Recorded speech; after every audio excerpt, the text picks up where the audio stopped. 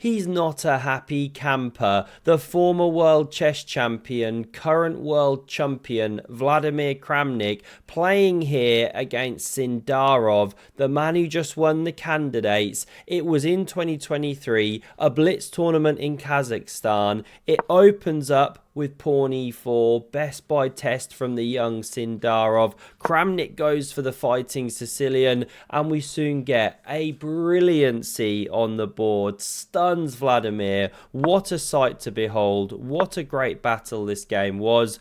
G3, it's something a bit different here. Tucking in, allowing black to erect the big black centre, or BBC for short. Pawn targeted, knight f6 covers. This one now develops to e2, allowing this bishop to keep its eyes open, and pawn d4 takes the space. Does open the eyes of the bishop, we know, but okay, it's nice. It's cramping the white position. We see an exchange now. Bishop on d6, both players castle, no high five between the players. Kramnik's way too grumpy as the older guy, expecting to beat everyone. Now we see the seahorse spring into the game, and bishop f4 goes for the exchange. Of course, you don't take. Why would you be so obliging as to help white out? Bishop g4 was instead played, and it's kind of an annoying move to deal with. You know, you can go f3, but this one's looking a bit trapped. You weaken the e3 square. So queen d2 was selected. f3 was the best move, by the way, despite everything I just said. This one now allows bishop e7. Just want to quickly show this because it's instructive. The bishop's trapped. This is the problem with bishop d2. g5's on the way. Bye-bye bishop. So you have to go h4. But then queen d7. It's some real Swiss cheese on these light squares. The pieces look clumsy. It's not an opening success. But this one is missed. Takes was instead played.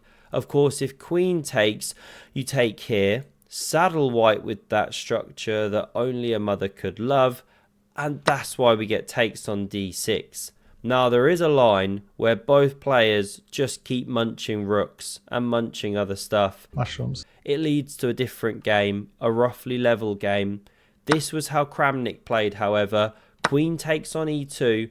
The rook enters the game, of course. There's only one open file, we know, so it takes on even more significance. You've got to fight for it. Queen sidesteps. Rook prepares to double. Here we go, challenging. Rook fe8. Beautiful pressure, and the bishop drops back.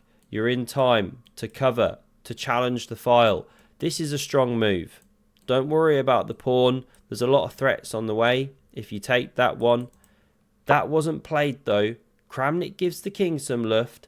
Now we see captures. Queen takes back, still dominating the file. And I love this decision here from Yavakir. He doesn't take the knight here, which is playable. Even though you weaken the king, you get rid of that pesky pony, and you can then play rook e1 and challenge the file if queen takes, or you shatter the structure. But instead, he plays the epic attacking move.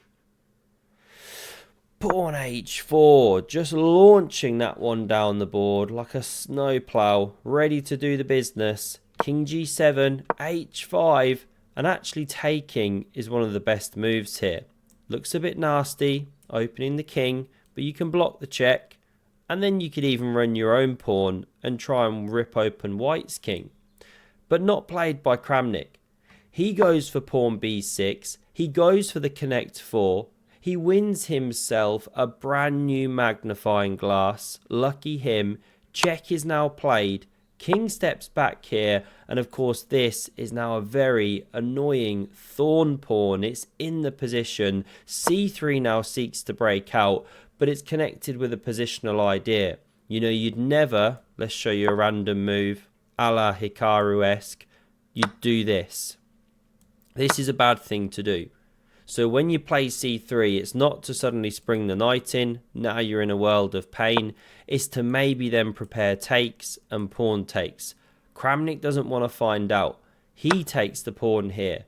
Pawn recaptures. You could start rotating the knight around, maybe here and go for the pawn, maybe here and go for the pawn, Obviously, this is the thing. They can be weak, but it takes time to pick them up.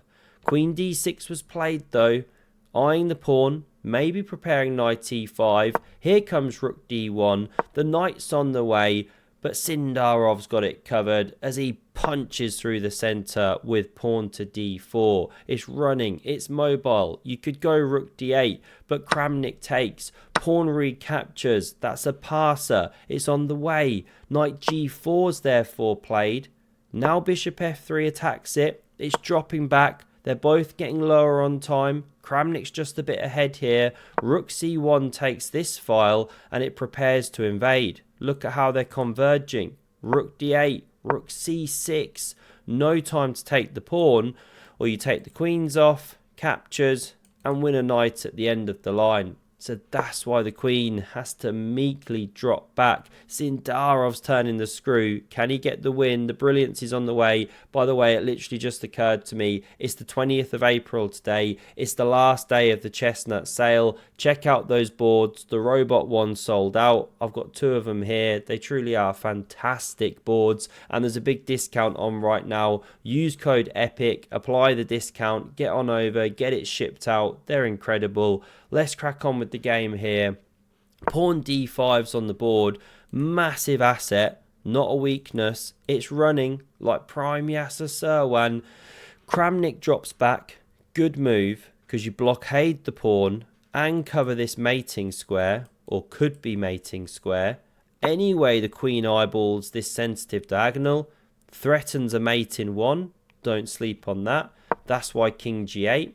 And now you could play queen d4, a better move, because you stay on the most pertinent diagonal.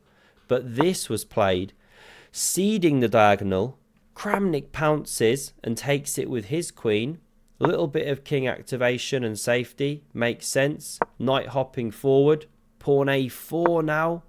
Going for the nibble over here. Knight f5 playable. Rook d7. Solid moves. But this was played. Mistake, because now white can take the best diagonal, but not played.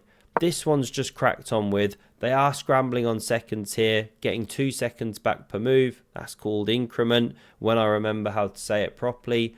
Pawn takes, queen takes, knight f5's played. It's good chess by Kramnik, good defense. He attacks a loose pawn, maybe hints at knight d4 in some lines. And this is one of the strongest moves. Cover the knight hop here and cover the pawn simply. But Sindarov, what does he play? Pawn d6. And the pawn's actually loose now. Kramnik's done a great job of keeping that one under lock and key and now fighting back. By the way, you could have taken, it's not the favourite of the engine, but you can actually take that pawn. This is the game, however. It's not long for this world regardless. There she goes. Now rook c7, and I love the fighting spirit. Sindarov, despite being a pawn down, is not going for draws here. He's going to keep this knight under lock and key, make it look stinky on the edge of the board, and not the good kind of stinky, that crumbly stinky blue cheese, the bad stinky, the have you left the cheese on the side for days kind of mouldy stinky. That knight's got some issues there. It's pressured a little bit. Don't move your queen. Definitely don't move it there. Now we see the king side step. Check is played, and you could step back or block with the queen. But Kramnik, he's ambitious. He wants to beat these kids. They're not on my level, bro. I'm a former world champion. They can't come at me. What's going on here? Clearly using engines. He plays the horrible f6. Queen e3 back. Keeps the knight pressured. It jumps into this square. Queen f4 hits a pawn. Now defended by the queen. Hints at trading knight for bishop. Sindarov doesn't want any piece of it. So he dominates this knight, as will always happen when a bishop stands 2 squares in front of a knight. Rook d7 goes for the trade. Don't worry, not a blunder. This guy's covering it. Rook c1 though, again keeping the pieces on. Love the ambition, right back at you, Kramnik. King g7's played, and of course, what do we see now to undermine this knight? g5 punched home. Despite being a pawn down, you'd think white was a pawn up. The knight's loose if you take, so we get rook e7, solid chess, good chess, but this is the moment where Kramnik is absolutely 1-2 punched with this brilliancy. It's truly epic. What does he play here? Young Vladimir Sindarov. Rook c8 on the board. What a move. Would you look at that one there? And this is tough to face when you're on seconds. Do 1, 2, 3, gone. Your time's finished. If you haven't made a move, you have to move. Kramnik scrambles to take it. It is actually a good move. There isn't a win here for white, only drawing continuations. Now you can take the pawn in either manner. Either way the rook drops. This is what Vladimir goes for. I've probably said his name about 2-3 different ways now, and probably all of them wrong. I'm trying out here. King f7, rook drops, and it's check. And there's only one drawing move here. I've got a winning move meme. Don't think I've got a drawing move meme.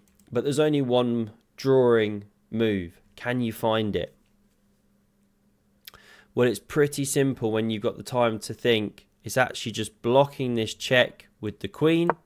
We're in the back cave. This wasn't played. And then you can't take the knight. You could take the queen, but this is a drawn end game. Whose move is it? White to move. And even though white's a pawn down, should be a draw, right? You trade these, and then somehow you give up the bishop for this one. Let's run back here. Not played in the game. Kramnik scrambles to take the pawn, and it's completely lost because we get queen takes check. King f7. Bishop f3, quick pawn push, check from the bishop, and this is where Kramnik has seen enough.